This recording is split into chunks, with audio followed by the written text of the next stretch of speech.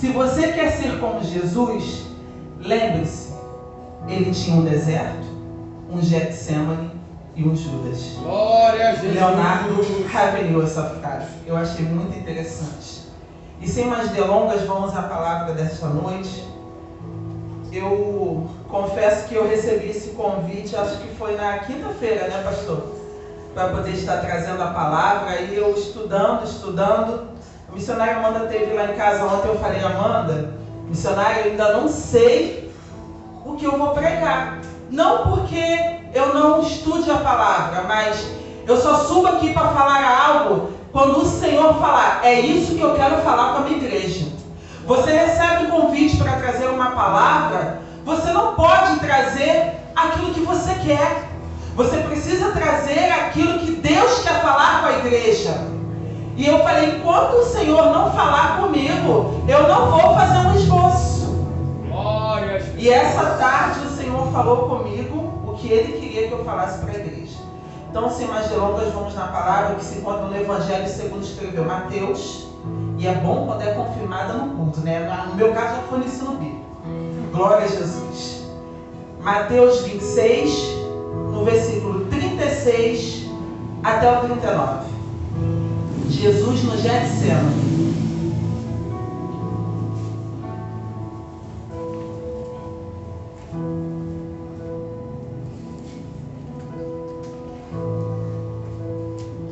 Então chegou Jesus com eles a um lugar chamado Getsemane e disse a seus discípulos: assentai-vos aqui, enquanto eu vou além orar. E levando consigo Pedro e os 2 filhos de Zebedeu, começou a entristecer-se e a angustiar-se muito. Então lhes disse: a minha alma está cheia de tristeza até a morte. Ficai aqui e vigiai comigo. E indo um pouco adiante, prostrou-se sobre o seu rosto, orando e dizendo: meu Pai, se é possível, passa de mim este cálice. Todavia, não seja como eu quero, mas como tu queres. Podeis se assentar dando glórias a Deus por esta palavra. Deus, aleluia. Obrigado. Eu confesso que na quinta-feira ontem à noite, eu ainda cheguei a falar assim com a missionária: eu já sei o que eu vou pregar, mas o Senhor falou para mim: não é isso. E hoje à tarde, eu o dia inteiro em propósito com o Senhor me trouxe essa palavra ao coração e falou: é isso que eu quero falar com os meus filhos. Eu quero falar com eles da dor que eu passei por eles. Getsemane, a saber, era um jardim de Getsemane, mas ficava no Monte das Oliveiras. E Getsemane quer dizer prensa de azeite. Ficava a leste de Jerusalém, no Monte das Oliveiras, no lugar onde as azeitonas eram prensadas, esmagadas, para que fosse extraído o puro azeite. Jesus sobe nesse lugar após a ceia, após celebrar a ceia da Páscoa, após avisar a Pedro que ele o negaria, após revelar nessa mesma ceia quem era o traidor, como foi dito aqui no ensino bíblico lindamente pelo nosso pastor. E ali também me trouxe uma lição, porque na ceia, junto com o traidor, ele protocola reconciliação, perdão. Na ceia, aonde de repente eu e você iríamos nos irar, iríamos debater, iríamos discutir, ele celebra união, ele impõe perdão, ele transpira amor. Aleluia! Após avisar a Pedro, Pedro fala que nunca iria abandonar Jesus. E ele diz: antes que o galo cante, tu me negarás 3 vezes. Meu Jesus! Jesus sabe tudo que vai passar. E no Getsemane ele escolhe Pedro, Tiago e João. Pedro, esse mesmo que ele sabe que vai o negar, ele escolhe para subir com ele ao Monte das Oliveiras. Só que, como foi bem falado aqui pelo nosso pastor, eles ficam um pouco distantes. E Jesus se separa. Por quê? Getsemane não é lugar de estar junto. Getsemane é lugar de solidão. Getsemane é lugar de dor. Mas é lugar que você não vai ter consolo de amizade. Meu Deus! Nem sempre o sofrimento vai ter alguém para segurar a sua mão. Você precisa entender isso.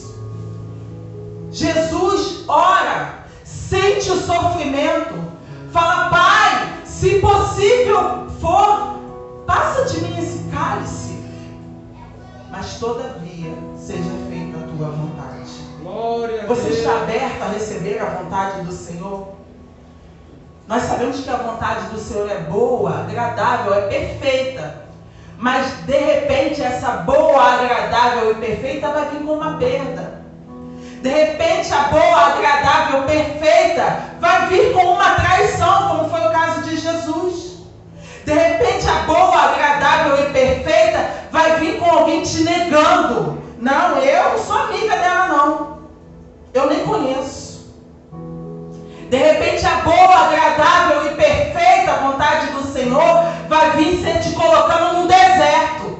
De repente a boa, agradável e perfeita vontade do Senhor vai ser um cárcere. De repente a boa, agradável e perfeita vontade do Senhor vai ser com você sendo humilhado. Mas ainda assim é a boa, agradável e perfeita vontade do Senhor. E nós precisamos estar abertos a receber essa vontade. Vigiar significa literalmente estar acordado. E não foi isso que Jesus encontrou. Jesus pergunta, voltando para os seus discípulos, ele pergunta: nem uma hora pudeste vigiar comigo? Esse mesmo Pedro, que nunca ia abandonar, estava dormindo. Jesus não falou isso porque queria o consolo deles, não. Porque sabia que o Getsemane era ele e o Pai. E ainda que o Pai estivesse em silêncio. Mas o problema é que os discípulos precisavam estar acordados para se preparar também para a batalha. Porque a prisão de Jesus seria provação para os discípulos. Mas eles não estavam acordados. Não ficaram acordados. Simplesmente adormeceram no momento que era para estar em oração. E quantas vezes nós somos assim? Tem batalhas que a gente quer vencer na língua quando é para ser vencida no joelho. Tem situações que é para a gente já estar se preparando antes, porque Jesus já está te avisando e você está dormindo. Jesus está te acordando na madrugada e tu se rola para lá, rola para cá, mas não levanta para orar. Meu Deus! Deita para dormir, perde o sono, mas prefere ficar acordado deitado. E não levanta para orar, porque a oração é uma batalha e nem todo mundo está pronto para essa batalha. Jesus. A batalha foi tão intensa para Jesus no Getsemane que ele suou gotas de sangue. A aflição era tanta que ele estava ali que ele não suportou como humano. O lado humano dele não suportou. Meu Deus! Porque a aflição que ele ia passar era ele, Deus. Não foi o iminente sofrimento físico, por pior que fosse, que levou Jesus a orar assim: passa de mim esse cálice. Mas foi o fato do Filho de Deus, sem pecado nenhum, ter que carregar o pecado do mundo. E por um instante suportar a separação com o Pai. Por quê? Porque o que faz separação entre Deus e o homem? Não é o pecado? E ele levaria o pecado da humanidade na cruz do Calvário. Por um homem entrou o pecado, Adão. E por um homem viria a salvação. Mas por um instante, por levar o pecado que era meu e seu, ele estaria separado do Pai. Coloca para mim, segunda carta de Paulo aos Coríntios, capítulo 5, 21, por favor. O cálice aqui significa a ira de Deus com a humanidade. Vigiai e orai.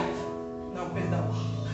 Achei que já estava lá. Aquele que não conheceu o pecado, o fez pecado por nós, para que nele fôssemos feitos justiça de Deus. Ele não conheceu o pecado, mas por mim e por você, ele carregou o pecado.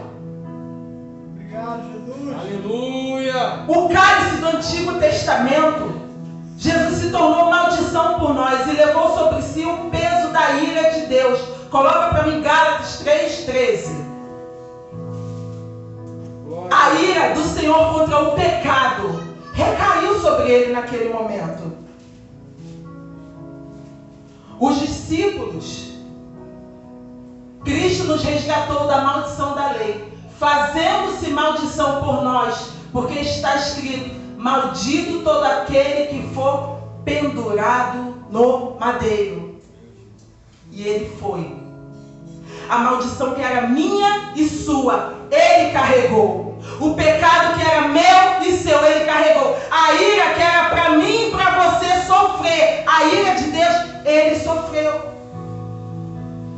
Mas o contraste entre a natureza humana e a força e o poder do Senhor é impressionante nessa palavra. Porque quando ele diz para os discípulos vigiarem, ele diz que o espírito está pronto, mas que a carne é fraca. E por isso ele queria que eles estivessem em oração. Por quê? Porque a batalha que ia do Getsemane até a ressurreição de Cristo não seria fácil para os discípulos. E eles precisavam estar preparados. Era mister, claro, que tudo isso acontecesse, que Judas traísse, que Pedro negasse. Mas tudo isso poderia acontecer sim, sem a participação deles. Porque as escrituras iriam ter que ser cumpridas. Mas quando eu e você não estamos preparados para a batalha, para a provação, para a tentação, o que não acontece? A gente se perde no meio do caminho. A gente se perde no meio do caminho. Aleluia. Já que a carne é fraca, todo filho de Deus precisa do poder sobrenatural do Senhor. É interessante que o versículo 46, ele diz assim: levantai-vos, partamos, que é chegado o que me trai. Esse versículo mostra a submissão de Jesus, a vontade do Pai. Jesus, ele não relutou, mas aceitou fazer a vontade do Pai com determinação. Sabe por quê? Porque a oração que ele fez no Getsemane, a batalha espiritual que ele venceu no Getsemane, porque a batalha simplesmente foi para que ele se preparasse para aquilo que viria. Glória. Jesus, ele não foi pego desapercebido. Até porque na tentação, se ele quisesse, ele tinha antecipado o seu governo. Só que tem um porém. Ele rejeitou o governo do mundo proposto por Satanás sem Deus, para que hoje a morte dele com Deus fosse relevante para mim e para você. Glória. Ele rejeita o governo de Satanás sem Deus, mas concorda em morrer com Deus para que eu e você fôssemos salvos, para que a vontade do Pai fosse cumprida. Porque na tentação a proposta foi feita para que ele aceite a proposta e troque o propósito. Só que nós temos o nosso Getsemane, precisamos aceitar ele, precisamos passar por ele. É claro, alguém olha e fala assim: é injusto. E de repente pode ter passado isso pela cabeça. É injusto, Senhor, em nome de Jesus. É injusto só eu na minha casa buscar a Deus. É injusto eu sofrer retaliações às vezes dentro da minha casa por te servir. É injusto eu ser a única que venho para a igreja, busco, me santifico, me separo. É injusto eu ser humilhada. É injusto eu ser ferida. É injusto, é só comigo, a responsabilidade é em cima de mim. É em cima de que você tem que carregar, eu não posso carregar. A cruz que é para você, é para você. O Getsemane que é para você, é para você. Mas entenda uma coisa. Você acha que todos os dias eu tenho vontade de estar aqui? Você acha que não tem dias que eu quero me trancar no meu quarto e só chorar no colo do meu Pai? Você acha que todos os dias eu tenho força para caminhar, entrar por essas portas e cultuar a Deus como se fosse o último dia? Não. Mas a cruz é maior. O propósito é maior. A dor de Jesus foi grande. A agonia sem tamanho. Mas a cruz era maior. O propósito era divino. A promessa de restauração tinha que se cumprir. O Getsemane é onde podemos ver a humanidade de Jesus com mais evidência. Nos momentos de maior dor, ele nos ensina que o verdadeiro caráter de uma pessoa se revela nos momentos mais adversos e caóticos. É nos seus momentos de maior dor, de maior caos, que o Senhor revela o teu caráter para o mundo.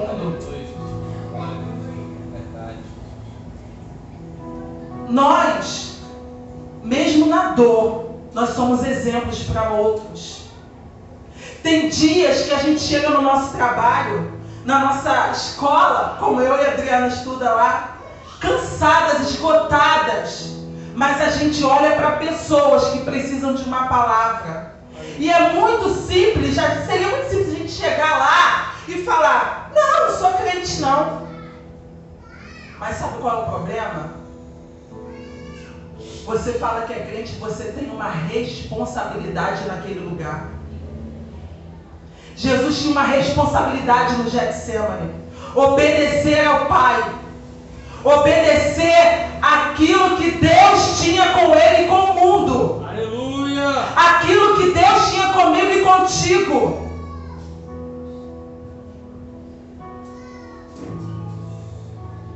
Haverá ocasiões na sua vida que teremos que você vai ter que enfrentar o sofrimento sem o conforto, sem o apoio de companhias ou de amigos, mas Deus sempre estará contigo, mesmo em silêncio. O problema é que a gente, no nosso Getsemane, a gente quer fugir dele. Quando Deus quer te fazer passar pela dor para alcançar aquilo que Ele tem para você. Porque é impossível Ele te dar algo sem saber se você passou pela estrada da provação. Tem sentimentos que estão separando pessoas de Deus. Tem sentimentos que às vezes parece que te torna impuro de alcançar Jesus. Tem situações que até fez separação entre Deus e você. Mas eu vou te dizer uma coisa. Aleluia. A mesma situação que te separou de Deus, hoje a cruz está aqui para te mostrar que a cruz foi a reconciliação sua com Deus. Eu não sei qual é o sentimento que está aí dentro, que está te separando de Deus, mas eu vou te dizer uma coisa: a cruz é maior, o Cordeiro é maior, o Cordeiro tomou o teu lugar. Eu creio. Glória a Jesus.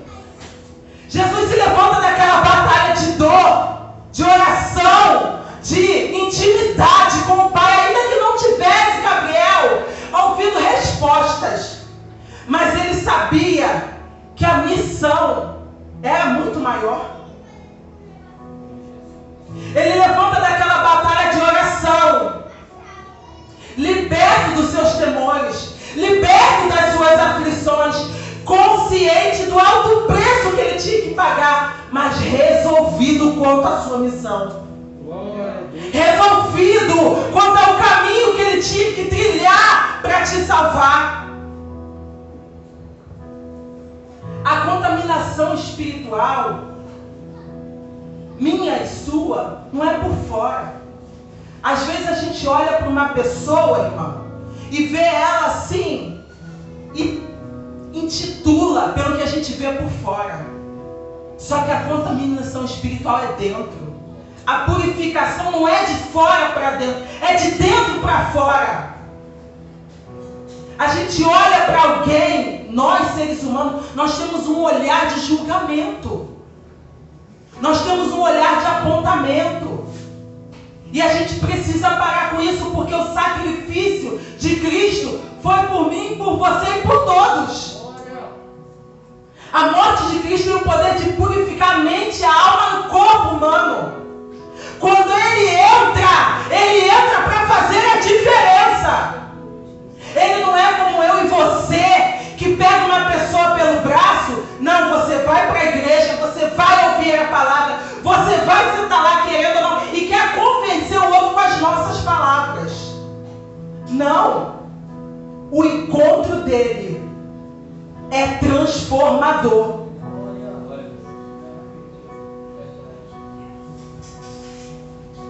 As obras. O pastor falou uma coisa muito interessante. É tão provado que Jesus veio para cumprir a lei. Tanto é que ele veio cumprir. Porque a gente tem mania, como ele bem falou aqui, de andar no Novo Testamento. Só que Jesus não anula a graça, não anula o Antigo Testamento. Tão provado é que Jesus veio para cumprir o Antigo Testamento. Ele é a prova viva do cumprimento do Antigo Testamento. Glória. Porque ele foi sacrifício para suprir as exigências do Antigo Testamento. Ele foi a morte para nos livrar da morte. Só que ninguém entende isso, é estranho. As pessoas não entendem isso. A graça veio para te ajudar a cumprir a lei. Porque a lei é limite para a gente. A lei é limite. Até aqui, Adriana, você pode ir. Diaconisa, é até aqui. Mas nós, seres humanos, sem a graça, não somos capazes de cumprir a lei. E para isso a graça veio. Mas a gente, muitas das vezes, se comporta como fariseu. Não cumprimos e julgamos quem também não cumpre. E por isso eu ouvi de uma pessoa hoje que eu gosto muito, que tem pessoas saindo da igreja, porque a igreja está abortando as pessoas. A igreja está colocando para fora. Ao invés de abraçar, está julgando. Ao invés de ajudar, está matando. Ao invés de amar, está o tempo todo fiscalizando. O servir é por amor. Quando você entende para que você foi chamado, você não foge do Getsemane. Você cumpre ele para que o propósito seja cumprido. Você passa por ele agonizando, chorando, doendo, mas você passa para que os planos de Deus sejam cumpridos na tua vida. Getsemane é lugar de morrer. Getsemane é lugar da minha vontade de ficar para a vontade de Deus prevalecer. Getsemane é vontade de Deus ser esmagada. Lembra? Getsemane é prensa. Aleluia. E Cristo foi arrancado do Getsemane para ser esmagado. Meu Deus.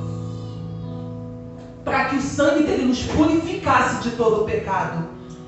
Glória a Deus. Aleluia. Coloca para mim Hebreus 9, 14 e 15. O problema é que a gente quer uma coisa externa das pessoas, quando o próprio Deus diz que não olha para a aparência. Quanto mais o sangue de Cristo, que pelo Espírito Eterno se ofereceu a si mesmo imaculado a Deus, purificará as vossas consciências das obras mortas, para servir ao Deus vivo. sim, o sangue de Cristo nos livra das obras mortas. As obras se referem aos rituais da lei de Moisés, que não podiam dar vida.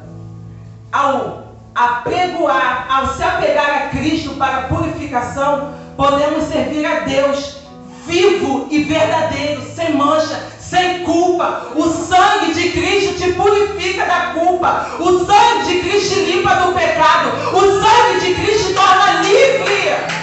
Não importa o que aconteceu, não importa o que você esteja vivendo, olhe para a cruz.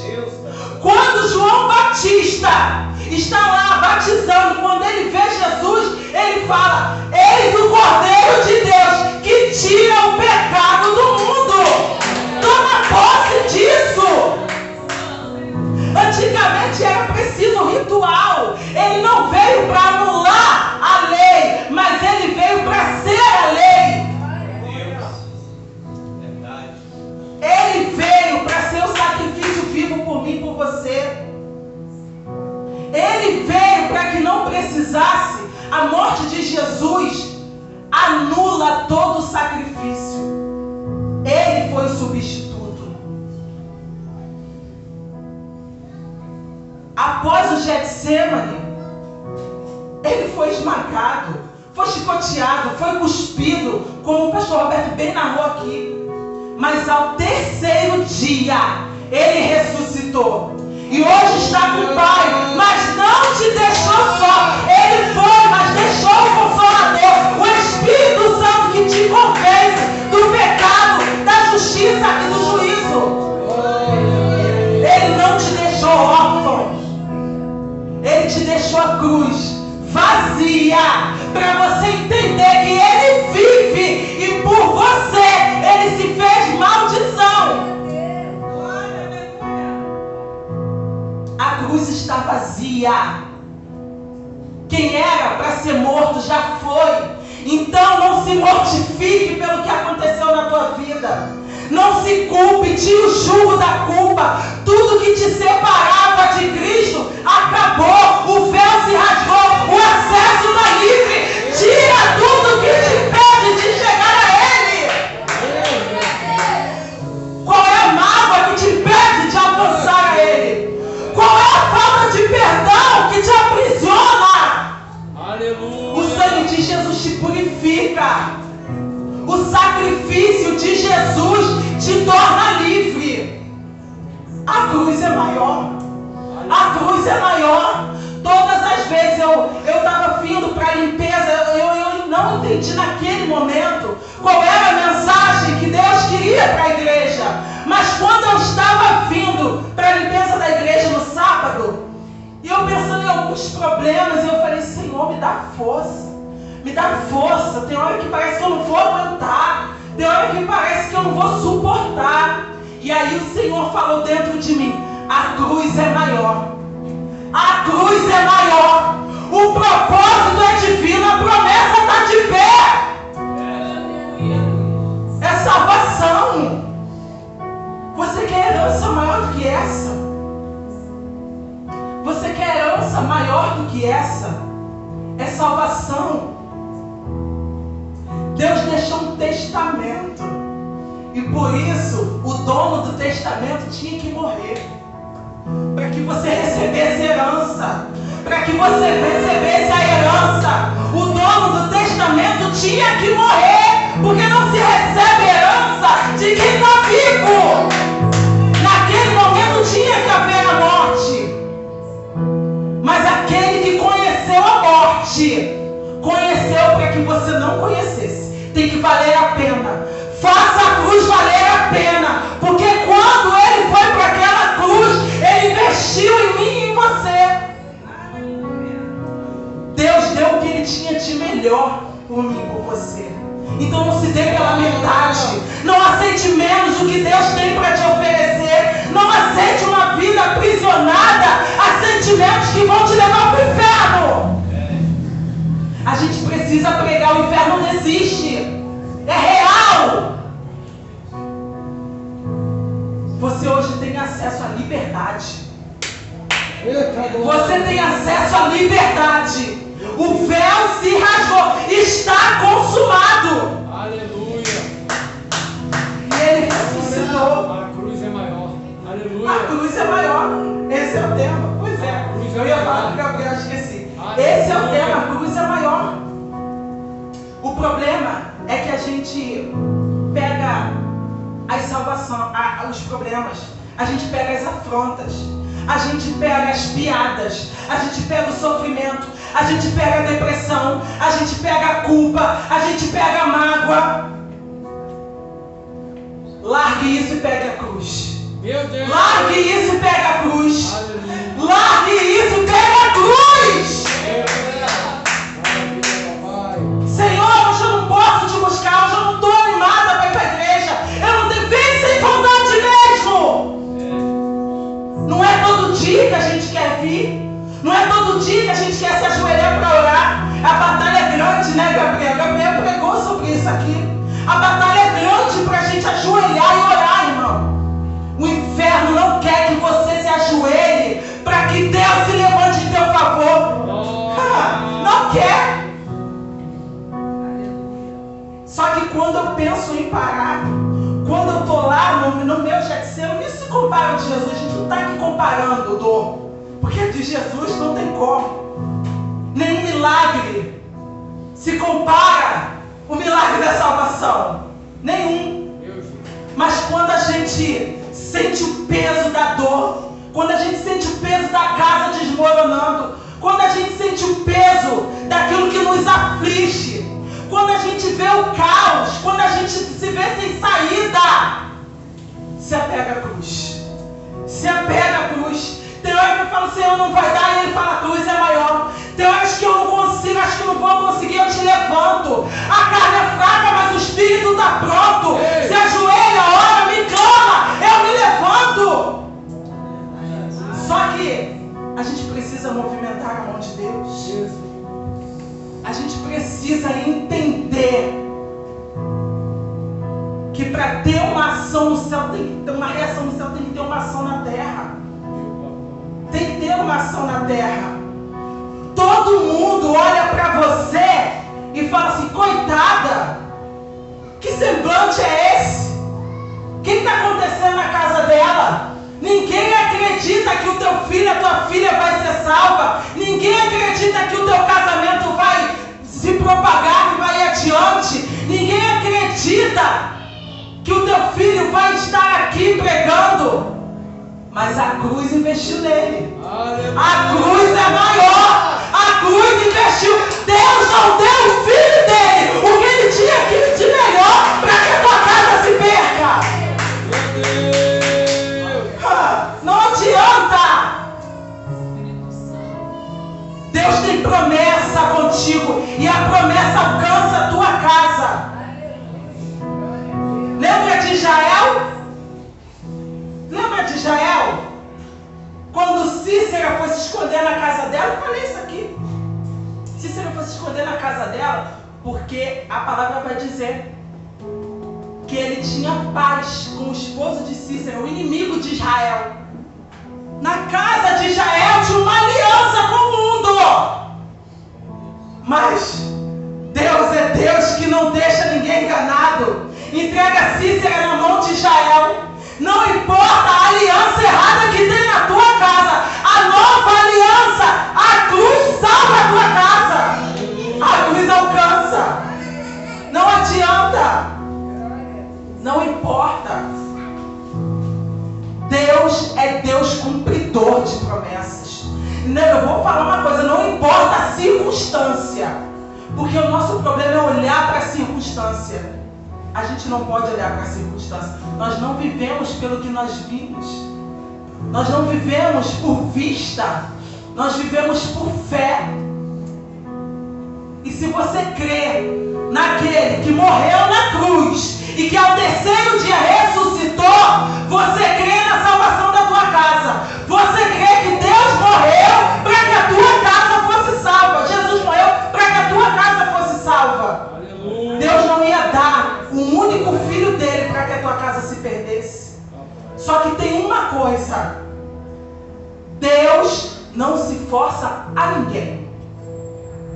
Jesus não se força a ninguém. Ele vai falar para uma igreja: estou à porta e bato. Se alguém abrir, entrarei, cearei com ela e ela comigo. Não se força Jesus a ninguém. Ele se entregou. Eu acho interessante de Jesus que parece até que Judas não conhecia Jesus. Ele está lá fora. O povo com pau, com um porrete, com armas para poder bater em Jesus, para prender. Ele não estava indo obrigado. Ele fez por amor. Ele se entregou. Ele estava indo para se entregar. Ele estava indo para se entregar por você. Obrigado, Jesus. Por mim. Obrigado, Jesus. Pela nossa casa. Pelas prostitutas. Pelos traficantes. Pelos homicidas. Pelos estupradores. Não pense que nós somos melhor do que eles que estão lá fora. Pelo contrário, nós aqui já somos conhecedores da palavra. E ainda erramos. Jesus foi por eles também. Agora, entenda que o pecado faz separação entre nós e Deus. É o único véu que ainda existe, o véu do pecado.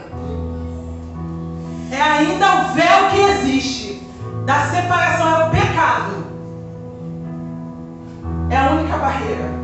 E qual é o pecado? A mágoa, a ira, a mentira, a fofoca, o adultério, o assassinato. Porque são equiparados, tá? Você matar é a mesma coisa de você fofocar. Você estuprar é a mesma coisa de você não liberar perdão. Como é que é, Gabriel? A mágoa é um veneno que eu tomo esperando que o outro morra. Pastor Roberto também falou uma coisa muito interessante quando eu morava em Sepetiba, nunca mais eu esqueci. A mágoa é como brasa viva. Você está segurando uma brasa, já segurou uma brasa na sua mão? Você está apontando para quem te feriu, mas quem está se queimando é você.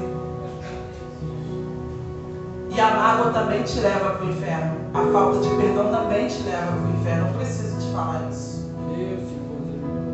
O dia de perdoar é hoje. O dia de abraçar é hoje. O dia de se achegar a Cristo é hoje. O dia de você deixar para trás aquilo que te separa de Deus é hoje. É hoje. A cruz te espera. A cruz te abraça. O sangue de Jesus te purifica de todo o pecado. Aquele que foi o Cordeiro Pascual morreu para que hoje você fosse livre. Aleluia. Dessas prisões que te separam dele. Obrigado, Jesus. Em nome de Jesus, fica com essa palavra. Passe pelo teu Getsemane, mas passe apegado à cruz, porque ela é maior do que tudo isso. Ela é maior do que o meu e o teu sofrimento. Em nome de Jesus. Eu agradeço a minha oportunidade.